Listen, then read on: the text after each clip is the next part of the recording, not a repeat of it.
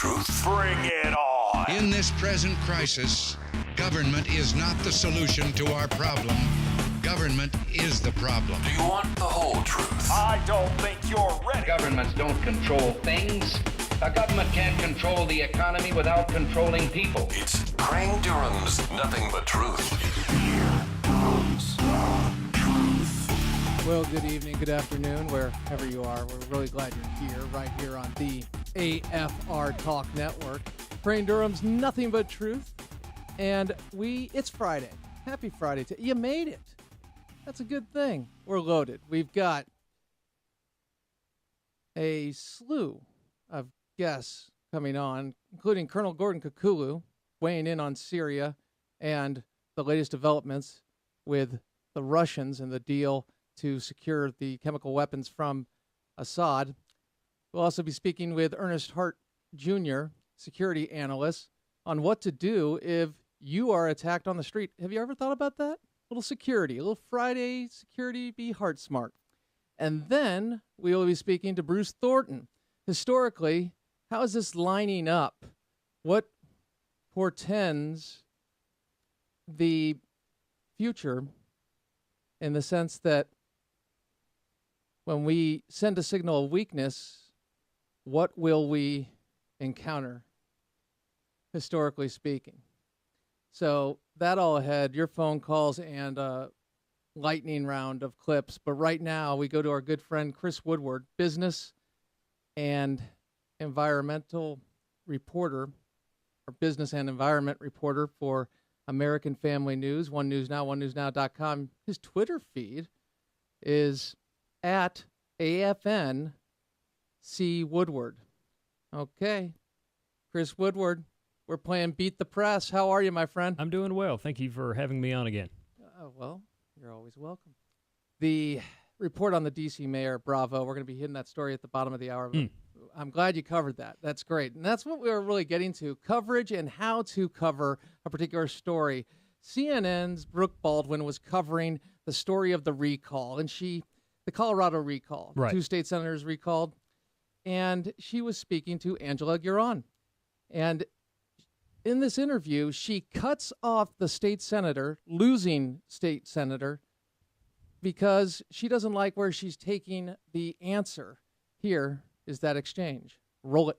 We know what really happened here. I mean, yes, we had a strong NRA, and you have a person like Mr. Head, but really what this story really is about, it's about voter suppression.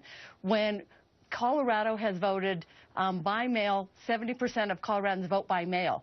And we didn't have access to that mail ballot. I mean, I was at doors. Forgive me, but I'm going to cut you off right there, because if we talk voter suppression, I've read reports of lack of popularity on your behalf. Let's just not go there. Let's get to the meat of the story, which is this gun control stance that you and your... But I'll tell you, in the analysis that we've already looked at now, it's about the high percentage of people who vote by mail. I hear you loud and didn't have clear. that option here. I talked to people that were just coming out of the hospital. People were going into the hospital. People who were in wheelchairs, that none of them had the opportunity to get to the polling centers. Okay. Angela Guerin. And that's a sad day. Angela Guerin, who lost, and providing some excuses. Now, what we did there, just for clarity, is we took 2 clips, one from the very beginning of the interview and then one concluding the interview, and you got a taste of how Brooke Baldwin from CNN handled it. Tell me something, Chris. Was it right for her to stop the answer and stop the blame game when it came to voter suppression?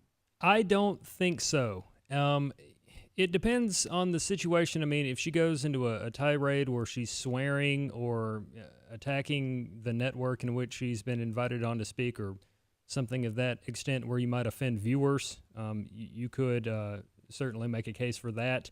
But most cases would involve the reporter letting the person finish their point and then saying, okay, but, and then presenting their side. So I don't think in this particular instance it was okay for her to interrupt. All right. Let's go to Richard Trumka, AFL-CIO president. And we're going to have 2 clips of him actually combined for time purposes. But here he is before Obamacare and here he is after Obamacare. So we're looking 2010 versus 2013. Roll it. I just came off the Hill lobbying some undecided members on the health care bill. Guess what? We're going to get a health care reform bill done. This bill is a great step forward. It's going to give us long-term security. The Congressional Budget Office says it's going to reduce premiums 14 to 20%. We've been working with the administration to find solutions to what I think are inadvertent holes in the act. When the act was put together, it wasn't thought completely through, and so we work on a daily basis. I'm hopeful that we'll get something done in the very near future.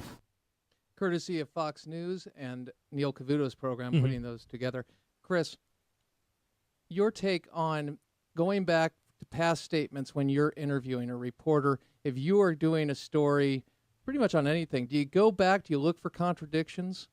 I do. I have a file that's called Hold for Background that really houses press releases or articles that someone is quoted in. I also have a raw sound file that I type all the transcripts of interviews or things that I monitor for news that I use for record purposes. And then when I have scheduled an interview with someone, or maybe while they're making a point during an interview, I might call that up and just skim over to make sure there isn't anything contradictory or that contradicts what they are saying. All right. Now, there's some news regarding the unions. Did they meet with the White House today? They met at the White House today. The headline was that the president and vice president were going to meet with union leaders. Long story short, union leaders are upset with what they see as a negative impact of the health care law on union health care plans, specifically the Cadillac tax, which is a term that you'll hear a lot about. Trumpka, going back to Trumpka, that first clip that you played from Cavuto, that was from 2010. He was interviewed by USA Today in August of 2013 and was questioned about unions' concerns about the health care law's impact on union plans. And Trumpka did say, quote, "We made some stupid mistakes." So in that first clip from 2010, he says, "This bill is a great step forward. It's going to give us long-term security." 3 years later, he says, "We made some stupid mistakes."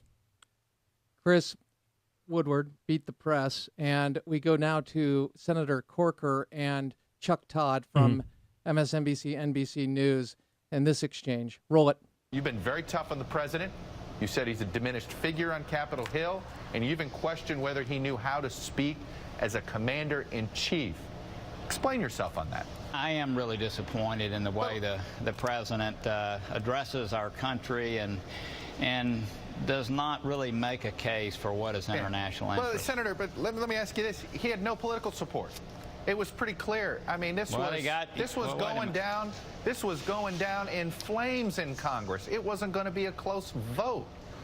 Yeah, Chuck. What was he supposed to do? He did not have the political will of the country, nor the political will of your colleagues on Capitol Hill. One of the reasons that he has the lack of support that he has is he has never made a case. I mean, he talked about the red line, and maybe he wishes he had never made that comment, but making that statement and then the actions that have followed. Wait, let me stop you there. Has he said that to you about the red line comment? Or you don't think he meant to say it? Or he wishes he didn't say it? No. If you will, you're a little caffeinated here this morning. Let me finish. Okay, sorry. All right. Real quick, Chris Woodward, was Chuck Todd stepping out of line, or was he just following up and challenging like a reporter should? It seems like he was throwing his opinion in there again. We saw that with Andrea Mitchell in the piece that you aired last week. I will say, though, that I have taken up for Chuck Todd in the past.